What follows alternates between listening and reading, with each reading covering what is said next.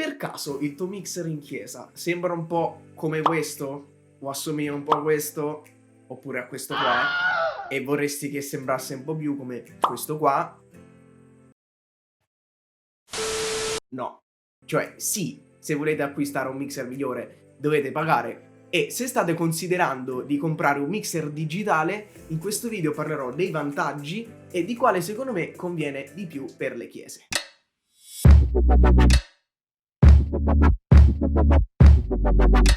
Ciao a tutti, mi chiamo Gioele Capuano, per chi non mi conosce, sono un worship leader di una chiesa a Città della Pieve in provincia di Perugia e in questo canale faccio video tutorial come questi o faccio anche cover di canzoni tradotte e non, e faccio anche altre cose di cui ne saprete molto presto perché abbiamo altri progetti. Dunque, avete sentito il nuovo congiuntivo invece che sempre allora e quindi? Vabbè, quindi ecco, torniamo al quindi. Quali sono i vantaggi? Allora, parliamo un attimo degli svantaggi prima. Qual è lo svantaggio di acquistare un mixer digitale? Ovvio, il prezzo, cioè, è ovvio che un mixer migliore costa di più. Però se volete comunque fare un upgrade di un mixer, perché magari avete un mixer piccolino di 8 canali o meno, indifferentemente da se dovete fare un upgrade di un mixer analogico o digitale, cambia poco il prezzo, ovviamente se acquistate quello giusto. Dopo parleremo di più sui prezzi. Però parliamo un attimo dei vantaggi. Come ho detto prima, quali sono i vantaggi di un mixer digitale? Allora, il primo vantaggio sono i plugin. Cosa sono i plugin?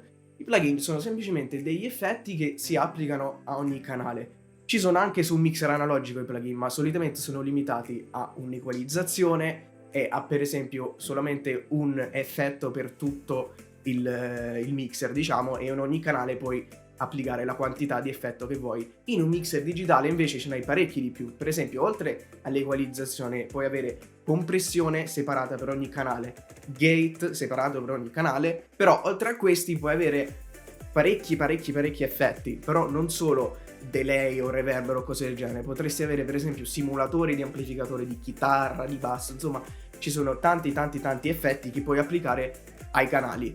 Il secondo vantaggio sono le uscite. Voi dite, ce l'ho anche nel mixer analogico le uscite. Certo che ce le avete anche in un mixer analogico, se no a che serve? Però in un mixer digitale ce n'hai parecchie di più. Perché dovreste averne di più? Beh, se avete guardato uno dei miei video passato parlo di come implementare un sistema di monitoraggio in cuffia e se volete farlo per bene dovreste avere almeno un canale, se non due, per ogni persona che ha le cuffie.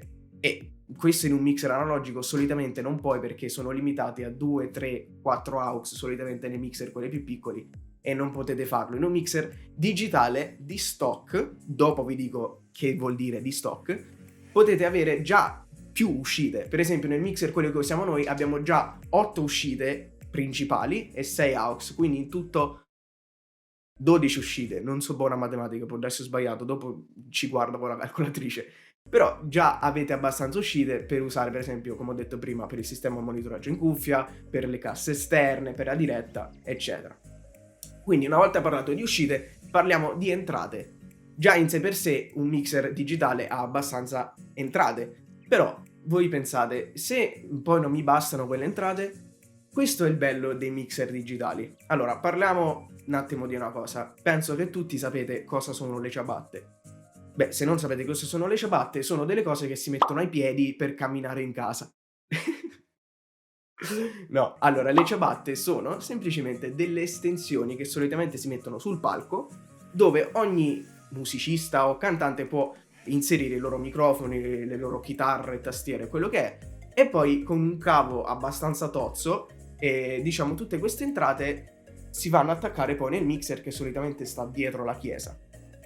Però qual è il vantaggio di un mixer digitale? Che sì, potreste anche avere delle ciabatte, queste si chiamano ciabatte analogiche, però potreste avere delle ciabatte digitali, che alla fine è lo stesso principio, sono delle estensioni dove ognuno può attaccare i propri strumenti, i propri microfoni, però invece di arrivare all'altro mixer e poi dall'altra parte, diciamo, avere delle entrate fisiche, arriva al mixer semplicemente attraverso un cavo Ethernet, che uno, il vantaggio è che è molto fino, quindi non ingombra, però il vantaggio veramente grande è che uno non occupa le entrate fisiche che già avete di stock nel mixer, ma vi estende la quantità di entrate e uscite, infatti perciò vi dicevo di stock prima, che avete nel mixer. Quindi potreste avere, mi sa, fino a più di 100 entrate, che è una cosa assurda, nessuno userebbe 100 entrate, però potreste averne veramente tantissime. Quindi se, almeno che non volete avere un upgrade di mixer di qualità o quello che è, non dovete mai fare un upgrade di mixer, perché avete entrate e uscite infinite, direi, perché non le usereste mai tutte. Comunque, secondo me questo è un vantaggio enorme di un mixer digitale che con un analogico non potreste mai avere. Un altro vantaggio è il controllo da dispositivi mobili.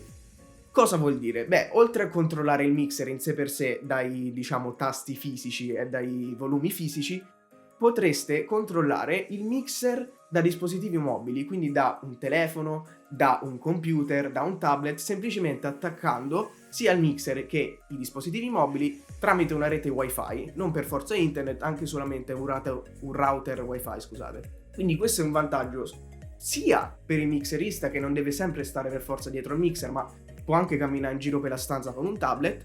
Ma il vantaggio più grande è, come ho detto in uno dei video passati, per esempio, se avete un sistema di monitoraggio in cuffia, ogni musicista può controllare i propri volumi attraverso un cellulare, che secondo me è un vantaggio assurdo, perché non dovete sempre stare a dire al mixerista mi alzi questo, mi abbassi questo, insomma potete controllare il vostro volume così come vi piace. Oppure, per esempio, l'addetto alla diretta può controllare i volumi della diretta su un tablet, che secondo me è un vantaggio incredibile. Poi un altro vantaggio ovviamente è la migliore qualità del suono.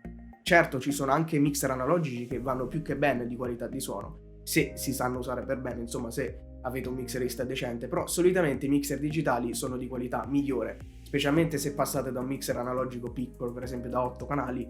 Insomma, se fai l'upgrade a un mixer digitale, ovviamente il suono è migliore. Un altro vantaggio è il routing. Cos'è il routing? Beh, non so come si traduce in italiano, però vi spiego a che cosa serve. Però vi faccio un esempio. In un mixer analogico, se voi inserite per esempio la chitarra nel primo canale, quindi nel primo input, voi dovete per forza controllare quel canale, quindi quell'input da diciamo quella fascia, quindi quel canale potreste controllare l'equalizzazione, il volume eccetera. Invece in un mixer digitale funziona diversamente.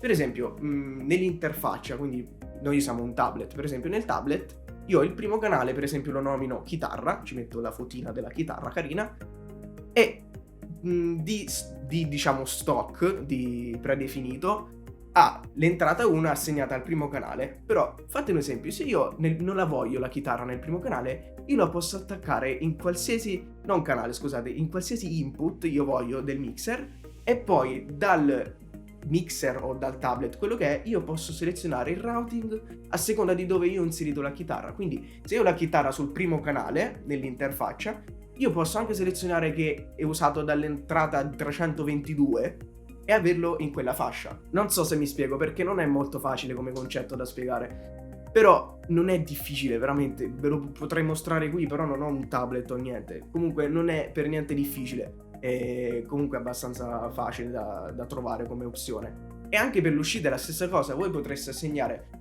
qualsiasi uscita a qualsiasi uso che ne state facendo. Per esempio la prima e la seconda uscita la posso assegnare alla diretta, la seconda e la terza alle cuffie di Ambrogio, qualsiasi cosa potete fare. Un altro vantaggio è la registrazione, ovvero non solo vi permette di registrare per esempio tutto quello che state facendo nel culto in una chiavetta USB, quindi in 2 canali left and right, quindi destra e sinistra, però vi permetterebbe anche di connettere il mixer a un computer e registrare in multitraccia, ovvero usare il mixer come una scheda audio enorme e di registrare tutti i canali separati. Quindi per esempio potreste registrare una canzone e poi in post produzione produrla meglio, insomma mettere qualche effetto, comunque renderla migliore, o riregistrare qualche parte che magari si è suonata male o c'è qualche stonatura, e poi potreste pubblicarla come canzone. Quindi noi non l'abbiamo mai fatto finora, però è un vantaggio di cui secondo me molte chiese se ne possono approfittare.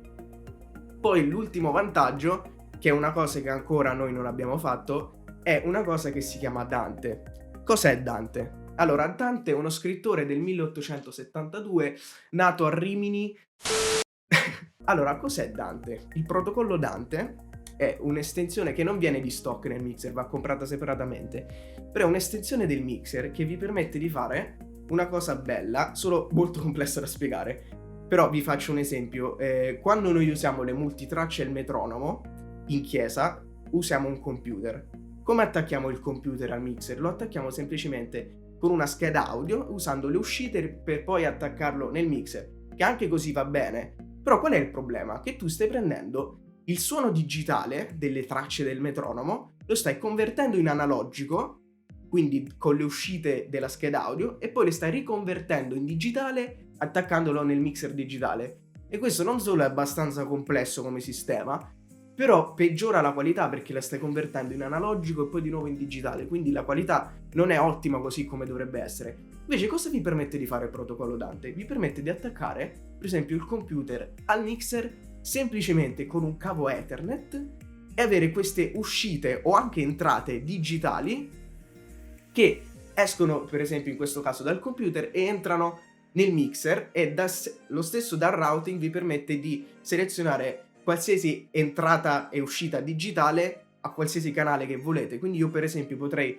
usare ogni traccia separata e inserirla nel mixer con un semplice cavo Ethernet e avere queste per esempio 16, anche 16, non so quante ne può avere, comunque tantissime entrate digitali da poi assegnare a diversi canali nel mixer, che è un vantaggio incredibile se volete avere tracce e metronomo, perché insomma potete avere infinite uscite e entrate. Potreste anche attaccare il mixer al computer sempre con un Ethernet e registrare come ho detto prima, però invece che con un USB, insomma con un cavo Ethernet. E questo non solo per chi usa tracce e metronomo, per esempio anche per i tastieristi che usano un Mac, per esempio con Ableton o con Mainstage, potreste comunque attaccare diciamo il Mac al computer e usare questo vantaggio del digitale. Comunque questa è una cosa avanzata e abbastanza complessa che quando poi acquisteremo questa estensione farò un video specifico per chi interessa. Allora, questi secondo me sono i vantaggi principali di avere un mixer digitale invece che un mixer analogico. Sicuramente ho saltato qualcosa, sia apposta perché è una cosa magari minima, o magari ho saltato qualcosa e basta perché sono stupido. Però comunque questi sono i vantaggi, secondo me, quelli maggiori. Allora, arrivata alla fine, qual è secondo me il mixer che dovreste comprare? Secondo me il mixer più conveniente per le chiese medio, piccolo, anche grandi, perché ci sono infinite entrate e uscite, insomma, che potete usare, è il Behringer X32. Magari ne avete già sentito parlare e dite, ma questo costa più di 1400-1500 euro, mi sa, quello enorme, se non 2000 euro, non lo so. Sì, però solitamente le chiese non hanno bisogno del mixer quello completo, dell'X32 quello completo, perché uno è grosso e due non c'è bisogno.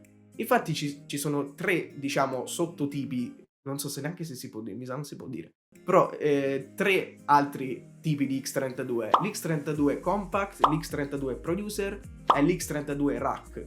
Cosa sono? Beh, l'X32 Compact semplicemente è un X32 più piccolo, stessa cosa l'X32 Producer, ma sinceramente non ho mai capito la differenza tra le due, sicuramente c'è qualche differenza, ma comunque l'X32 Producer è leggermente meno costoso. Però comunque sia, entrambi superano i 1000 euro, ma sono sotto i 1500. Però se vorreste qualcosa a meno di 1000 euro, quale dovreste prendere? Secondo me quello che vi conviene di più, che è quello che usiamo noi in chiesa, è l'X32 Rack, che costa solamente sui 750 euro circa, che per un mixer digitale è pochissimo, veramente veramente pochissimo. Cioè stiamo più o meno sui prezzi di un mixer analogico decente, quindi secondo me va più che bene insomma il prezzo. Però qual è lo svantaggio dell'X32 Rack? Lo svantaggio che, appunto, come dice il nome, è un sistema da montare sul rack. Non per forza, potreste anche averlo poggiato su una scrivania, però questo vuol dire che non ha i volumi fisici e dovreste per forza controllarlo da un dispositivo mobile. Tipo noi in chiesa per il mixerista, che in realtà non abbiamo, però una persona a caso che mettiamo a sistema i volumi, è semplicemente lo controlla da un tablet, che per alcuni può essere uno svantaggio, però per la maggior parte dei mixeristi che io ho parlato, solitamente quello che succede è che neanche usano i volumi fisici in un mixer, ma che alla fine vanno sempre a usare un tablet. Quindi secondo me non è chissà che come svantaggio, perché alla fine per il prezzo molto molto meno che state pagando conviene. Allora, spero che sono stato abbastanza chiaro in questo video. Se non avete capito qualcosa, se avete altre domande, se non sono stato chiaro su qualche punto, fatemelo sapere nei commenti qui sotto il video, oppure scrivetemi comunque in qualunque dei miei social, che lascerò i link sia nella descrizione sia li metterò sullo schermo. E come sempre, se apprezzate questi video, se ne volete di più, iscrivetevi al canale e mettete mi piace. Quindi per adesso ci vediamo al prossimo video. Ciao!